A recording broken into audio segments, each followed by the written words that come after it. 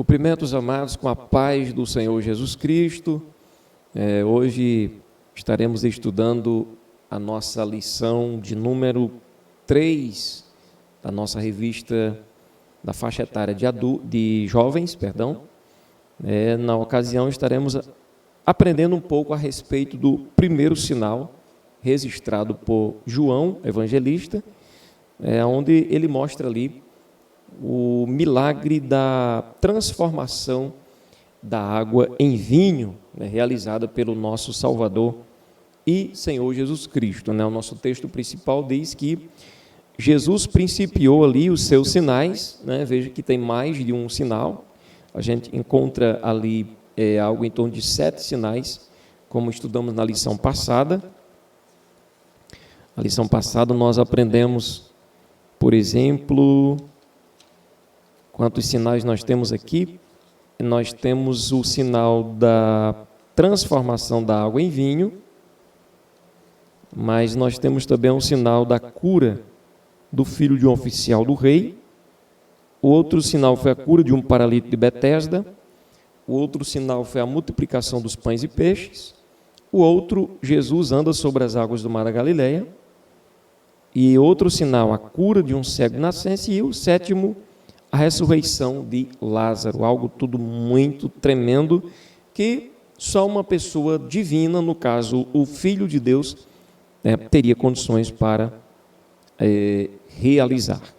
E o tema central, ou digamos assim, o objetivo central da lição é mostrar que os sinais que Jesus realizou foi justamente direcionado a levar os discípulos a crer nele.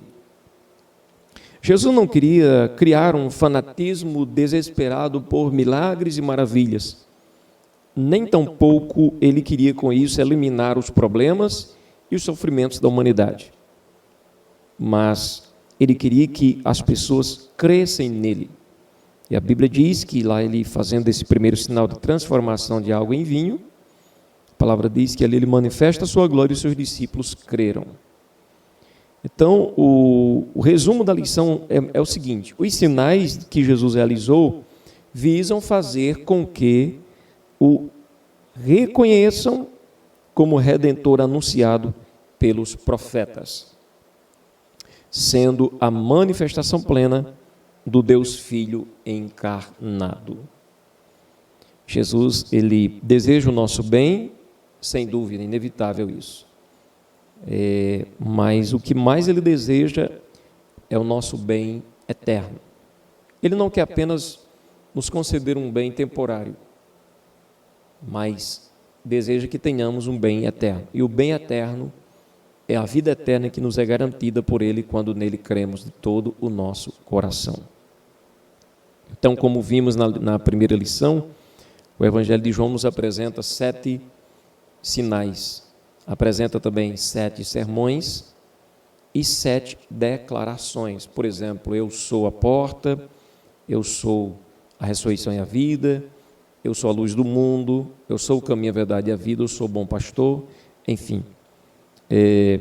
7 declarações acerca de sua divindade. Todos com o mesmo propósito: revelar que aquele homem simples e humilde que habitou entre nós nada era mais do que o Cristo, o Messias de Israel, sendo ele o Filho de Deus, eterno e perfeito. É assim que você crê em Jesus? Então você o conhece de verdade. Jesus não queria que o conhecêssemos apenas como um milagreiro, mas como verdadeiro e eterno Filho do Deus bendito.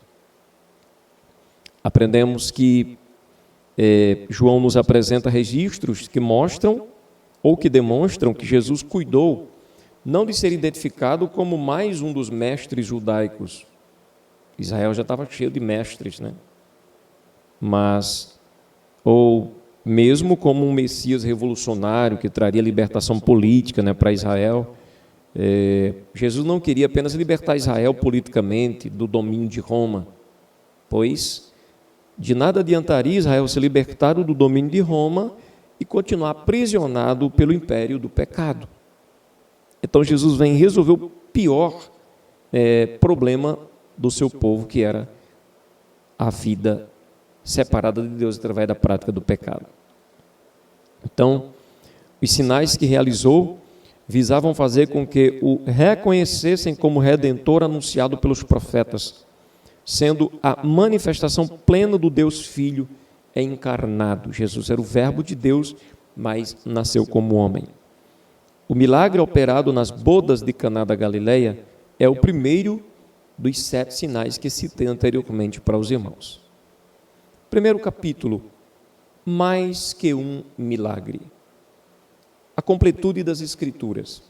Sabemos que os 66 livros da Bíblia foram escritos por cerca de 40 homens que viveram em épocas, lugares e culturas distintas.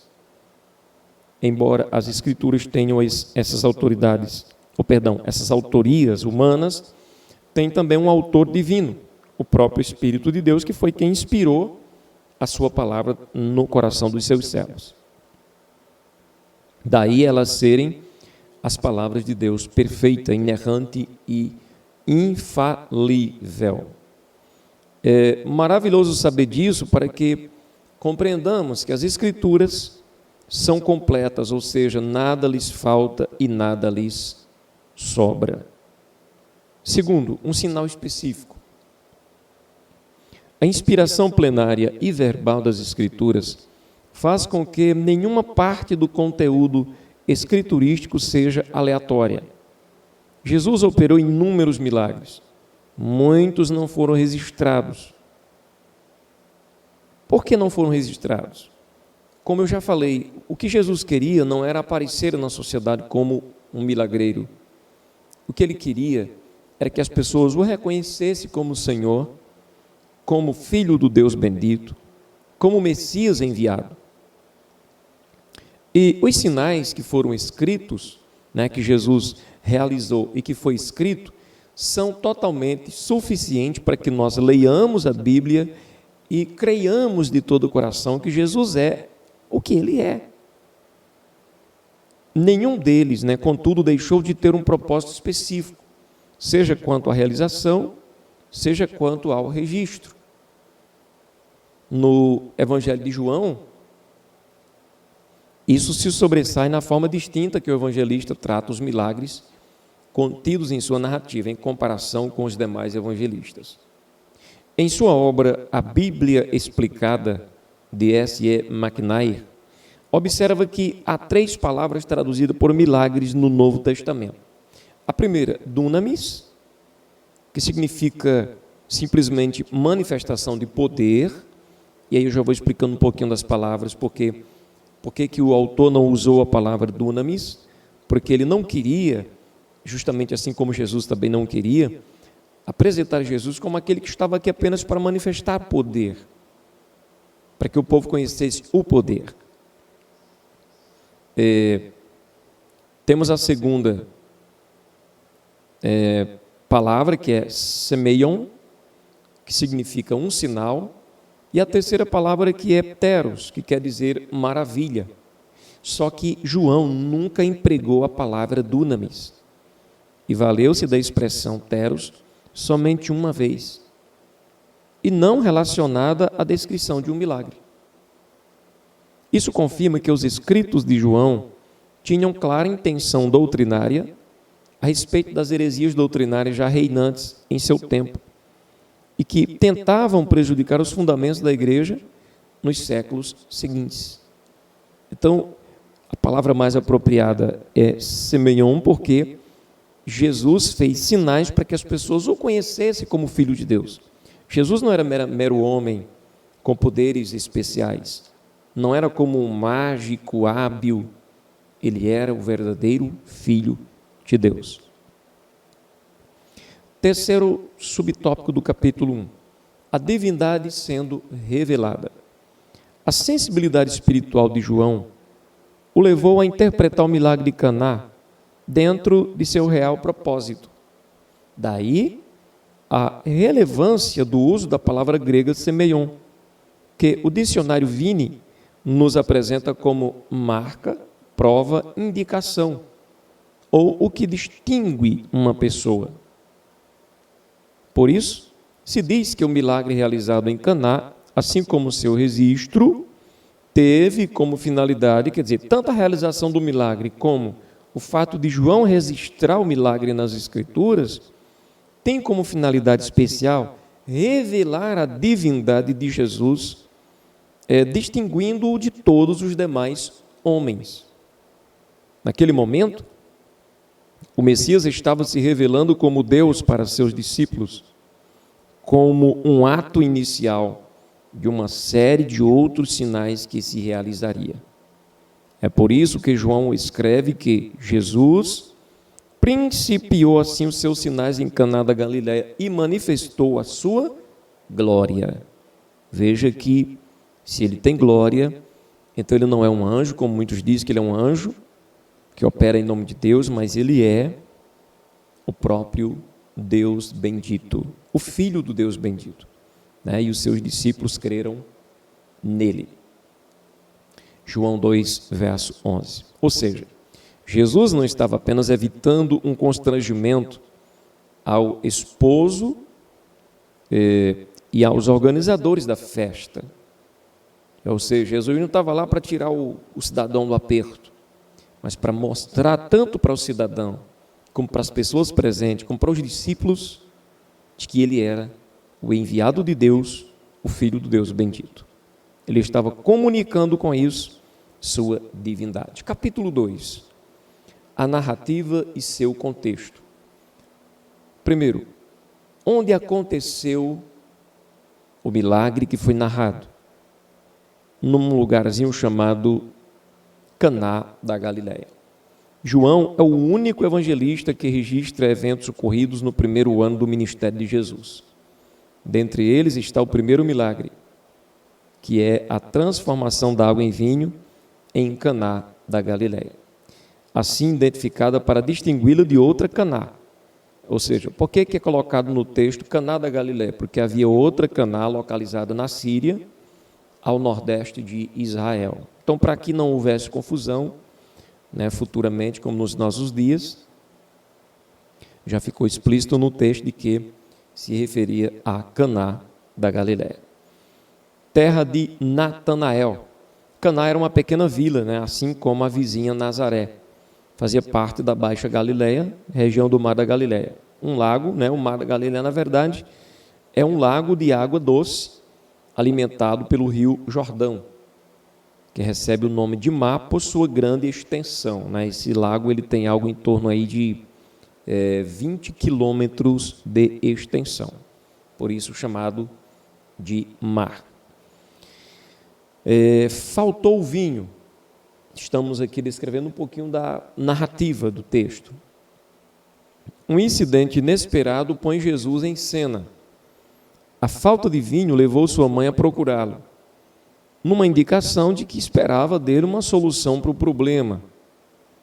Há entendimentos diferentes acerca da motivação desse diálogo, mas a resposta de Jesus nos leva a entender que Maria realmente esperava uma ação miraculosa, porque bem sabia quem era Jesus, a quem o anjo lhe anunciara como o Filho de Deus. A expectativa de Maria. Havia no coração de Maria uma expectativa pela manifestação de Jesus ao mundo, tanto pelo anúncio de seu nascimento e propósito, quanto por declarações que ele fazia a respeito da sua missão. Veja que, dentro desse contexto, o objetivo de Maria não era aparecer ou entrar em cena como medianeira, mas, sendo verdade aquilo de que discorremos agora, sendo real esse pensamento, Maria queria que o seu filho se manifestasse ao mundo. Não que manifestasse ela ao mundo, mas que ele se manifestasse, porque ela entendia que ele era o Filho de Deus. Ora, Maria, melhor do que ninguém, sabia de que Jesus não era filho de José, tão pouco filho de qualquer outro homem. Ela sabia que era uma moça virgem e que o que havia nascido dela não era naturalmente um homem, mas filho do Deus vivo, e ela queria ver esse filho se manifestando, né? Esse filho de Deus. Mas ele responde: mulher, que tenho eu contigo? Ainda não é chegada a minha hora. Para além de mãe e filho, havia entre eles um relacionamento espiritual, com Maria lhe reconhecendo como seu Senhor, entende?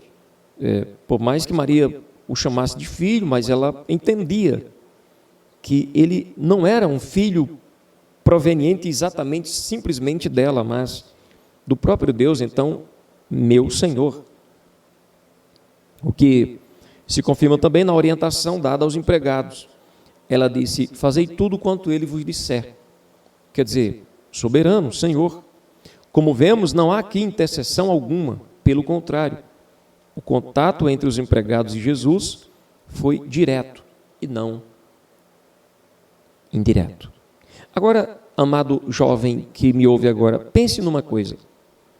Nós podemos falar com Jesus a todo instante. Você crê nisso? Quando você dobra o seu joelho, você fala com Deus de coração verdadeiro, ou até mesmo andando, viajando, trabalhando, Ele está te ouvindo. Então aproveita a oportunidade e fala com Deus. Terceiro e último capítulo, o bom vinho, uma mensagem a Israel. Por algumas vezes, Israel é comparado a uma vinha. Temos isso no Salmo 80, verso 8 e verso 14, Isaías 5, do 1 ao 7, e Jeremias 2, 21. Amorosamente plantada e protegida por Deus. Havia chegado o tempo que essa vinha seria arrancada e não mais cercada ou cuidada, pois só produzia uvas bravas. Os judeus rejeitaram todas as oportunidades que receberam durante o antigo pacto. Como nação escolhida, foi quebrada por sua incredulidade. Não havia mais o vinho da alegria. A religiosidade judaica se mostrara totalmente inútil, como as talhas vazias que estavam postas em Caná. A estrutura da religião já não tinha em si mesma valor algum diante de Deus. O templo havia se transformado em um covil de ladrões.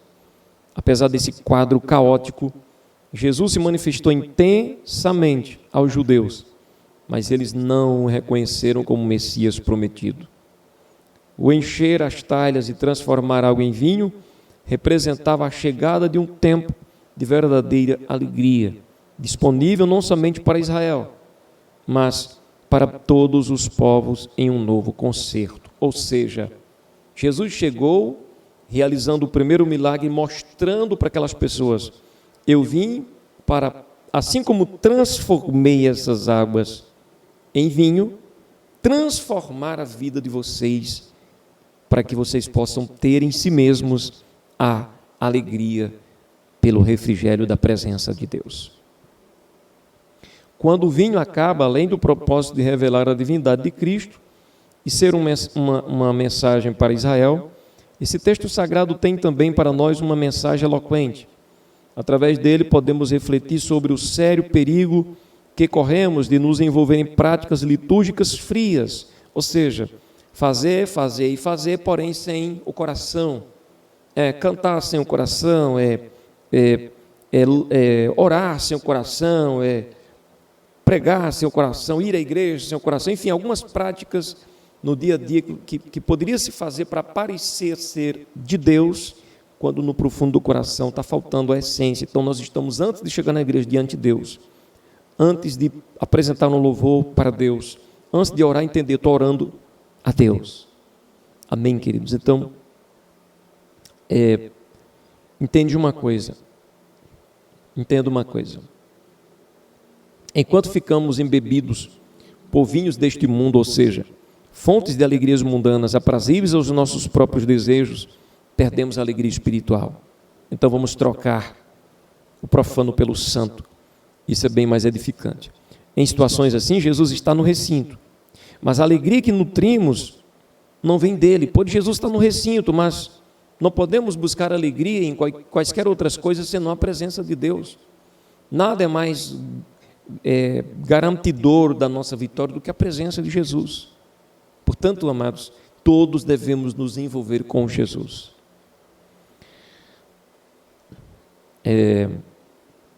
Resta somente uma saída. Esse vinho mundano precisa acabar para que o que vem de Deus assuma o lugar. O momento da crise é propício para reflexão. É quando se percebe que as alegrias que vêm dos prazeres dessa vida, sejam eles lícitos ou não nos satisfazem e são passageiros. Em momentos assim, o que precisamos fazer? Voltar-nos para Jesus com profunda contrição, ouvi-lo e fazer a sua vontade. Ele nos enche da água da palavra e do Espírito, que produzem em nós profunda alegria e paz. Podemos ter boas oportunidades neste mundo e alcançar importantes conquistas nas mais diversas áreas da vida, mas o bom vinho, só Jesus quem tem. A alegria para a tua vida, só Jesus quem tem. Você pode buscar alegria nas conquistas, nas realizações, no sucesso, na posição, na fama, no bom emprego, na boa esposa, no bom marido, mas a tua alegria para encher teu coração, só a presença de Jesus pelo Espírito Santo. Terceiro e último, para finalizar, enchei-vos do Espírito Santo. Ao falarmos sobre vinho, é importante ter firmes as recomendações bíblicas quanto aos perigos das bebidas embriagantes. São muitas as discussões acerca do tipo de vinho referido no Novo Testamento, se fermentado ou não. Inclusive no texto ora analisado. Por vezes, esse debate é fomentado numa tentativa de se justificar o consumo de bebidas alcoólicas. As Escrituras nos advertem, contudo, dos males que o vinho causa e desaconselham seu uso. Não iremos travar aqui um debate teológico na escola dominical acerca se pode ou não usar bebida embriagante. O cristão sensato, por si mesmo, já sabe o que fazer. Em vez de você se posicionar em áreas de risco, é melhor evitar o risco. Entende? É melhor evitar a primeira dose. É mais seguro, é mais tranquilo e mais econômico também. Salomão escreveu: o vinho é escarnecedor e a bebida forte alvoroçadora, e a todo aquele que neles errar nunca será sábio. Outra vez se diz: não olhes para o vinho quando se mostra vermelho, quando resplandece no copo e se escoa suavemente. Nossa, como é atraente, né? No seu fim morderá como a cobra e como o basilisco picará. Eu posso pegar numa serpente? Posso. Ela vai me morder? Não necessariamente. Mas brincar com serpente é garantido, é tranquilo, é seguro? Não. Porque a qualquer momento ela pode me picar. Então é melhor evitar brincar com a bichinha. Estou usando esse exemplo para dizer que, se alguém acha que é seguro tomar, não, só uma dose, mais seguro é viver sem tomar nenhuma dose de bebida embriagante. Sigamos, pois, o conselho de Paulo: não vos embriagueis com vinho em que há contenda, mas enchei-vos do Espírito Santo. Tá certo? Pense numa coisa: você considera Jesus como a fonte da verdadeira alegria? Se sim, então nunca se aparte dele, nem para a direita, nem para a esquerda. Concluímos dizendo que estudamos a respeito do primeiro milagre realizado por Jesus como sinal de sua divindade. Os discípulos que já haviam declarado ter achado o Messias, que traduzido é o Cristo, agora tinham a oportunidade de vê-lo manifestando sua glória como unigênito do Pai. Conservemos firme nossa fé e esperança nesse Salvador eterno, verdadeiro homem e verdadeiro Deus. Amém, querido? Não esqueça, as crises podem ser uma oportunidade de conhecermos melhor Jesus. Chegue-se para Ele, lance-se em seus braços e Ele te fortalecerá e te dará vitória. Que Deus abençoe a sua vida. Até a próxima videoaula, se o Todo-Poderoso nos permitir e nos conceder vitória para isso.